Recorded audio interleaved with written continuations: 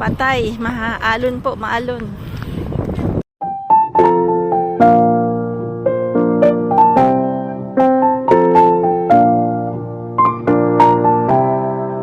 Gawa po tayo ng pang ano sa empanaday. Empanadas. So, ako, lalagyan ko po ng sibuyas.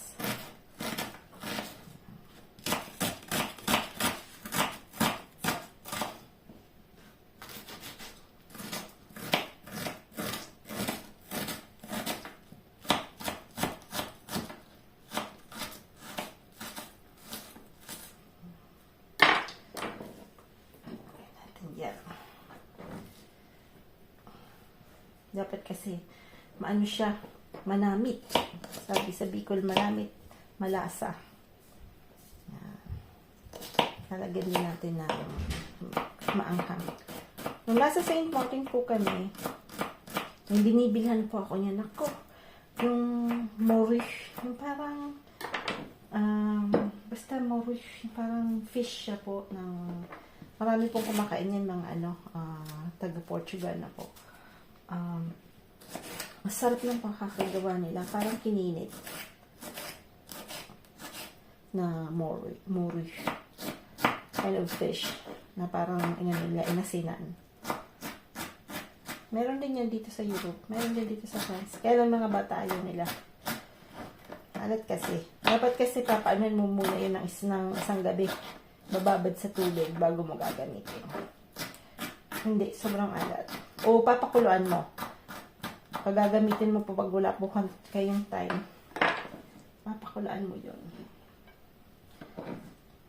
Ito po yung lalagyan din natin ng patatas. Ito po yung bell pepper ng garden. No? Lagyan natin ng isang patatas. Para lang yan maging a little sticky.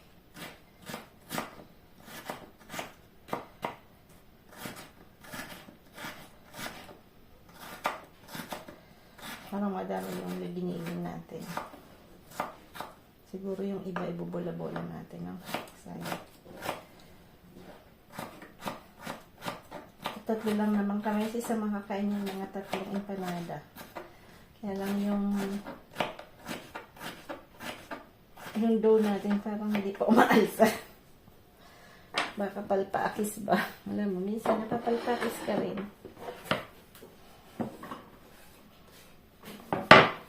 Lalo na pagka medyo matagal-tagal ka nang gumagawa. Minsan, palpakis din.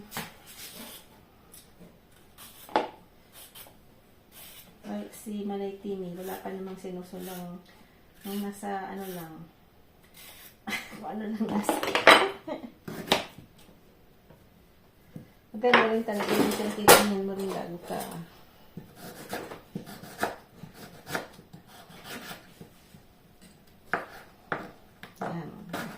Ano natin ito?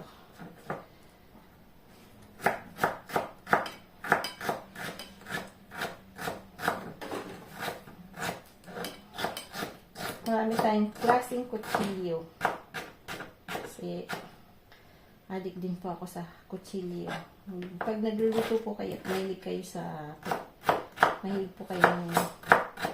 different kind of kutsilyo na matarom. Talas. Sabi ni Papa, matarom. Ayan. Parang busy. Dami siyang naibenta yung mga kung ano-ano ni Sam ayaw na. Dahil maliit na po ay binenta ni Frank na ko. Nabenta agad. Anin natin to. Lagay muna natin yung pabango.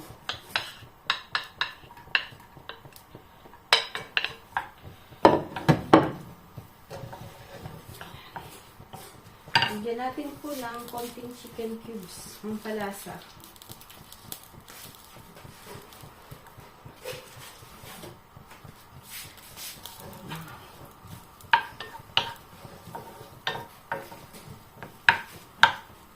Ano na po. Lagay natin yung karne. Parang hindi natin ilalagay. Madami po. Ayan. Sobrang dikit-dikit yung pangalan ko ah.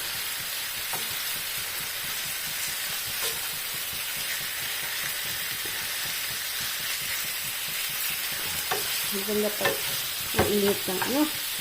Kaya natin. Sobrang init. Yan. Cut ko muna po kasi matagal-tagal tong anuhan, labanan. Natin yung carrots tsaka ano kasi medyo matagal po yung patatas. Ewan ko ba bakit maliliit matagal siyang maluto. Dahan-dahan lang natin dahil napakalaki ng lalagyan natin sa kawali. At pala din sa lak natin ano. Natin yung maganda dito yung malada-lada ka baga. Sarap po yung anghang talaga. Yung parang hindi mo kaya. Huwag naman natin lagay kasi baka mamaya maranasin tayo.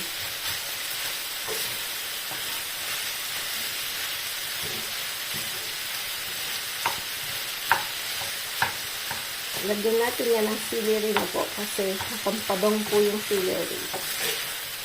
Yan. Lagyan natin ng konting tuya. At lalagyan pa rin natin ng tomato paste. Kasi wala tayong, ayan.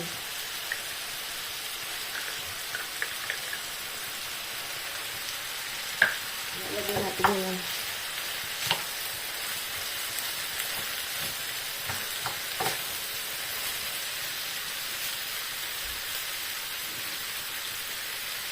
Tapos to, kunawin nyo lang yan. Sayang din yan. Sinasulang.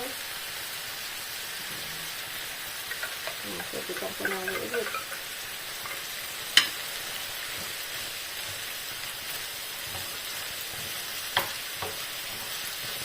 Wala sa tubig. Pero wag masyadong madaring tubig ha, kasi dapat ano yan, mamara. Hindi dapat masyadong matubig na po.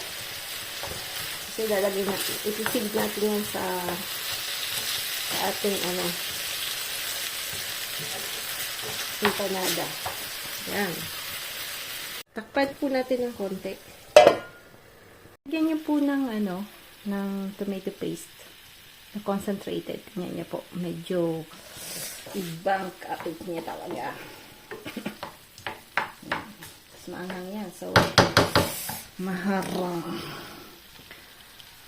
Magigising ang almoranas na isa mamaya. Joke. Ayan na po yung pang ano natin. Lagyan ko po ulit yan ng water na po. Yung isi-fill natin sa empanada. Ayan. So, dapat walang tubig.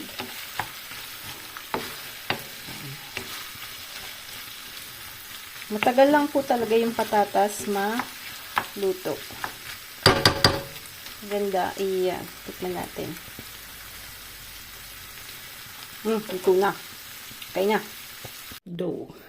Ayan. So, dapat malinis po yung kamay nyo. Ganyan lang natin yan. So, kunin na natin. So, lalagay na natin dito. Pisik-pisikan lang natin dito ng konting harina.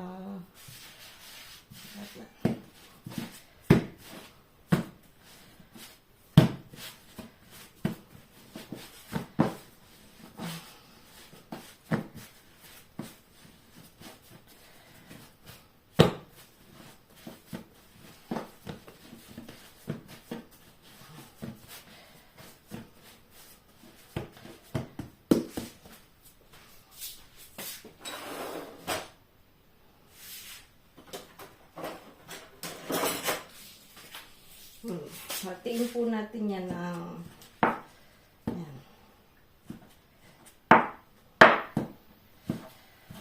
Tatlo, apat, na,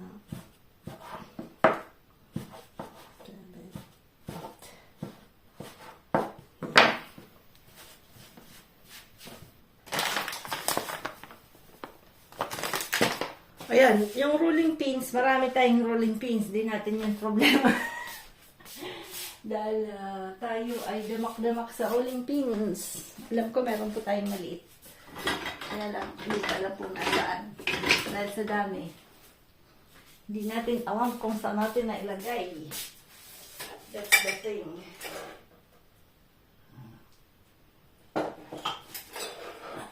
Nandito ka ba?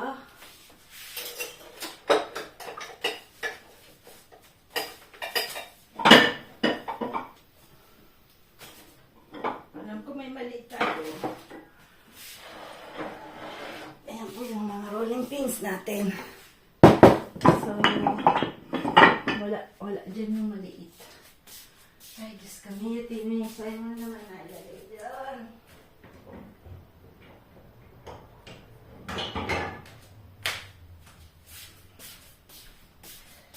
Yan, nakita tayo. Ito, pang-lit. Bilasan natin kasi matagal na. Hindi natin ito na galit.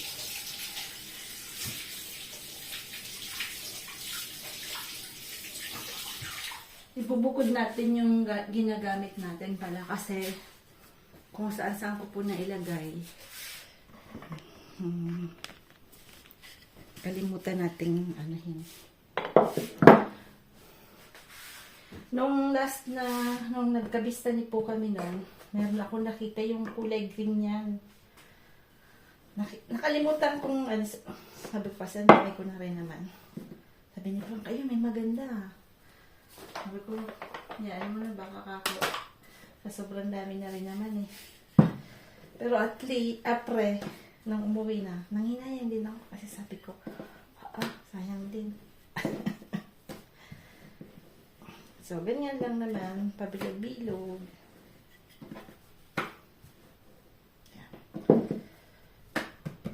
So, mamaya na natin to gagawin. Inaano ko lang po, kasi na-stress pa lang pala. Kasi ako pag ginagawa ko yan, diretso luto na po. Takpan po natin to ulit. Yan, mamaya na natin yung gawin. Itlog na maalat na binili natin doon sa Chinese store, no? Galing pong, alamang siyempre, China. Uy. Hindi pa ako gumagawa ng siomai kasi nilitay ko pong dumating si Sam. Pag malapit na po siyang darating, saka po alat na po lang alat ng tsekwa.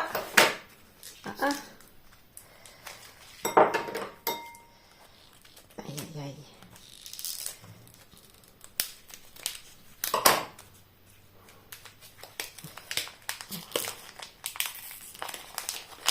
Pero masarap po gumawa sila.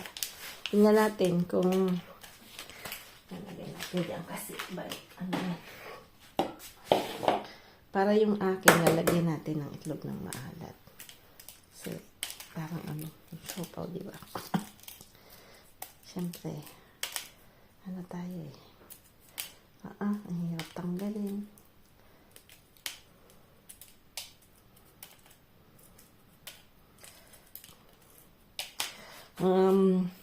Patayin ko muna po to kasi baka matagalan tayo. Natin sa Pinas na po. Ewan ko ba't ginalito ko eh. Ayan. Yan po yung itlog na maalat nila. Pwede na. Parang mabasa-basang maano. Yan, lagay natin sa maliit na dito. Kasi nung pumunta po ako doon, nung pumunta po kami ni Frank sa Shanghai, nung binisita namin si Osh, bumili po ako niyan. Ang ano pa is that, nilagay ko po siya sa aking, yung maliit na bagahe. So, nasa ano po siya, nasa cave, nasa cabin. Akala ko, matitira, makukuha, no po, kasi syempre itlog. Aba, nakalusot. Ano po kami noon? Arab Emirates. Hindi po siya inano. Kasi umano po siya, dumaan po siya sa ilang beses na kumbaga na detector na po kasi doon nga po siya sa maliit na bagay ko linagay kasi wala na po akong space. So, trinay ko lang. Aba, nakaligtas siya. papunta ng Spain kasi Barcelona po kami, hindi dito sa France. So, okay lang. So, o baka lucky lang po ako na hindi na check. Yan, so ito po yung itlog na malat natin. Ayun nga. Yung kaninang ginawa natin na panglagay, ito na po. So, yan. Ito na siya. So, ganun lang natin para wala tayong masyadong hugasan. Hindi mo naman si Manay. Ipit ka ugas. Kasi bag nilagay mo na naman yan. Praktika lang. So, tingnan natin kung paano siya ilagay. Kuha tayo ng kutsabi. Kutsara. So, ano po akong, ayan, para masarap. Sarap din po kasi yung, sibuyino.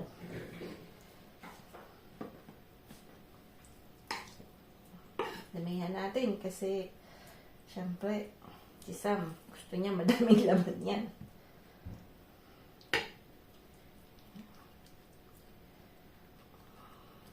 Tapos, ito, ginaganon lang yan.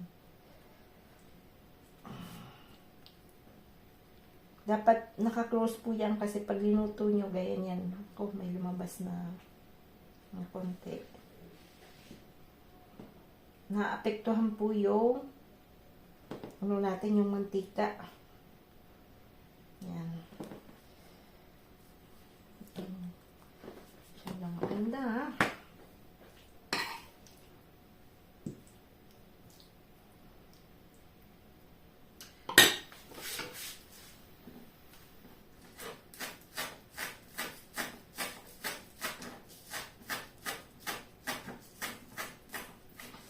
Nagbibigay na po ng konti yung ating mga sibuyas ng sibulino.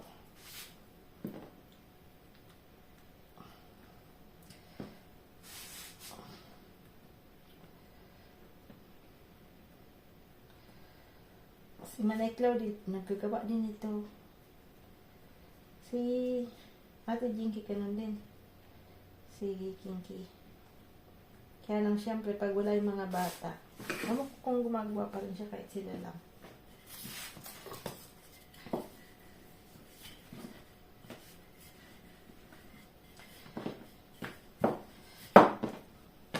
Yan, so, tapos yung sa akin, nalagyan natin mamaya ng itlog na maawat. Siyempre, lagay ko muna sa rep.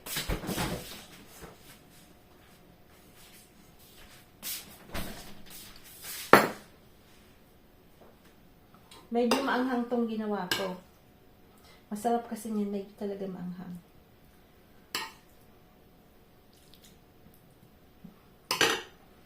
Tapos, langyan natin.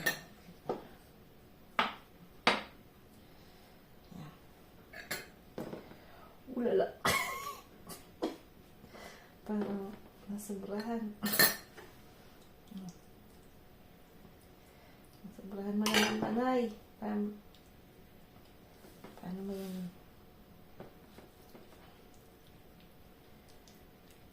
nako, malamang to uhuli natin to kasi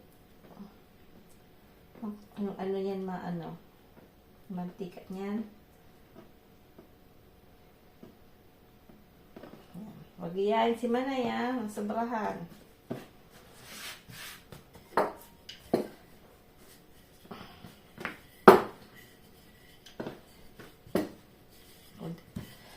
Kantayin natin ng konti kasi pag sobra naman po ay baduson.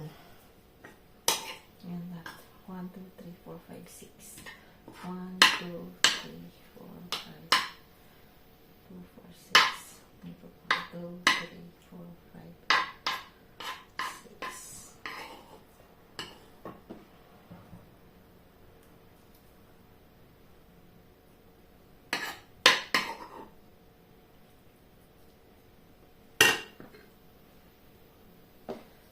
Si Mom and Dad po, nagkaroon sila ng problem nang umalis po kasi. Nang umalis po pala sila, isa pa pala patong pwedeng magkaroon tayo ng lesson, no? Di ba may nagbantay po ng bahay sa kanila? At marami, may ano po kasi sila, may grapes. Ang ginawa po nung nagbantay ng bahay, marami pong grapes, inilagay sa kitchen 2 weeks before na dumating po sila.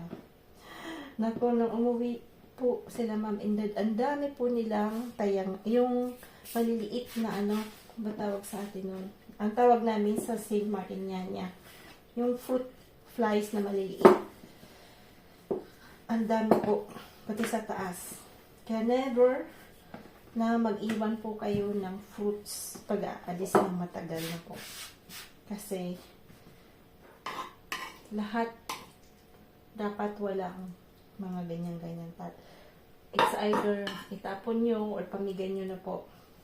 Lagay nyo sa compost. Basta never na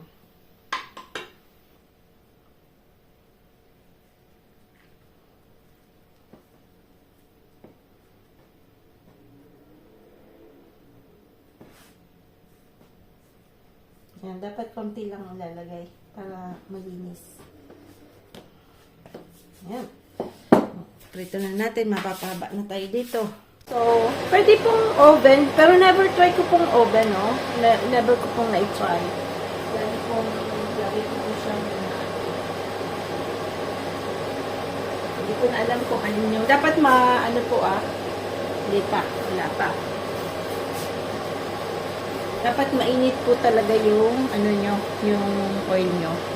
Mag-init, tag-ice-ice po na ako kasi pag ganyan talaga marami kang hugasan. Excuse me.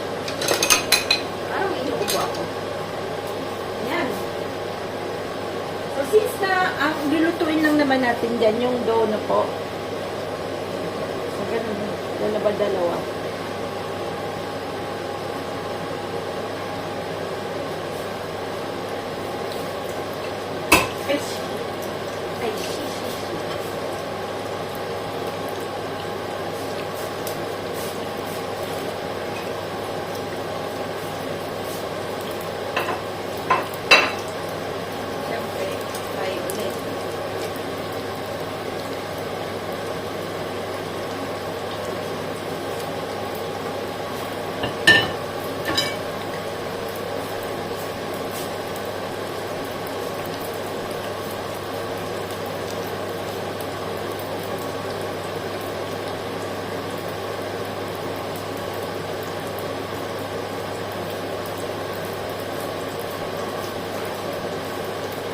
Parating na po si Sam kasi ano po, nakukuha niya pong 30 minutes or 40 minutes pagka ma-traffic yung pauwi po, no? Kasi dumadaan po siya ng center ng Perpignan. Ewan ko ba't hindi siya dumadaan doon sa pag umaga, iba po dinadaanan niya. Tapos pag hapon, gusto niya dumaan nga ng Perpignan. Ewan ko bakit.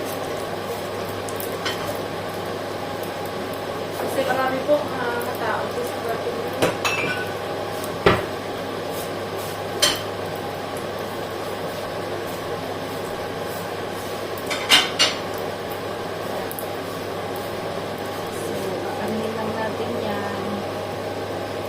Tingnan natin huwag na matutong.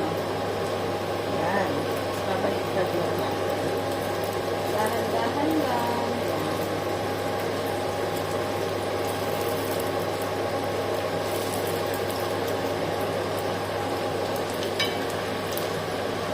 So, maganda rin po yung may, may kawali kang maliit lang, no po. Parang ganito kit lang siya. Yan.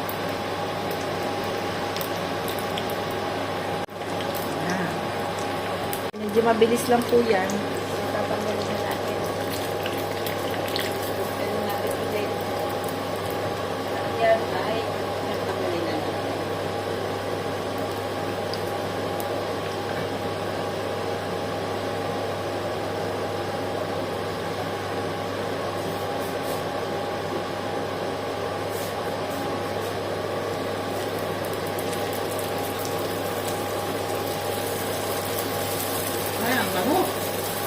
Mabango. Mabango po siya. Mabango.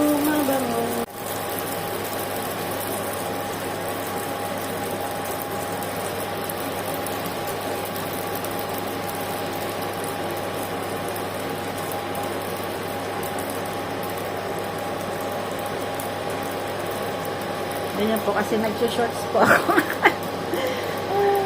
At binaliktad. Maganda huwag masyadong malaki. Kaya kakain ng isa nito. Hindi ko alam kung alin yung mga nilagyan natin ng itlog na maalat yan. 2, 4, 6, 8.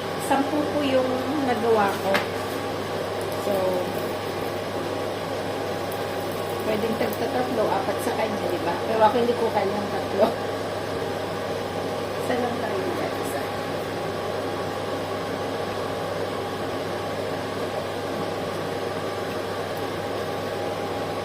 Sa St. Martin may nagtitinda po nito. Ay. Mainit masyado. Kailangan natin tulungan kasi sobrang init.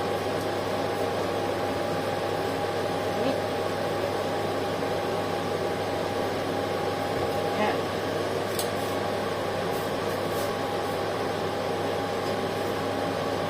Ang maliit.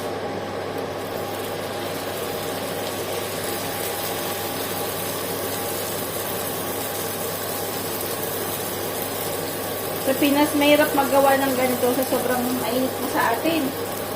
Ako gumagawa nito pagka winter na. Dahil medyo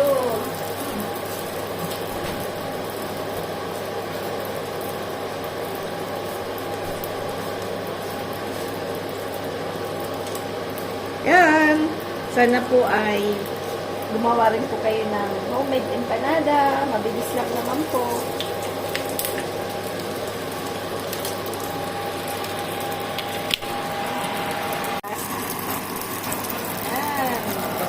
Po. Thank you for watching po. Sam! Oh! Oh, today ni Papa. Happy birthday, Papa in heaven. Dito po ako sa garden. Ni Osh. Ayun yung mga salad ni Osh. Oh. Yan. Bisitahan natin yung mga sayote. Yan pala yung dinidiligan ko po ito ng hugas, bigas, tsaka kape. Kasi, yung isa doon sa malapit sa bahay, lagi ko po yun na nadidiligan ng kape, ng natitirang kape namin. Maganda po siya. So, tinignan ko, try natin dito na po. Kasi dapat normally climbing po itong limongkog na to. Aba, unano yata. Frank ay, binili niya yan sa North, sa Louvre. Ayan. Ito yung mga hindi niya kung gaano kadami.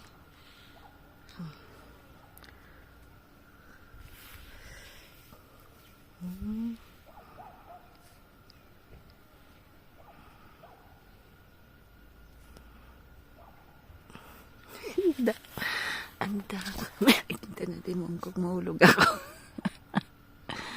Ayan. Ang dami talaga. Ang dami kumakayan.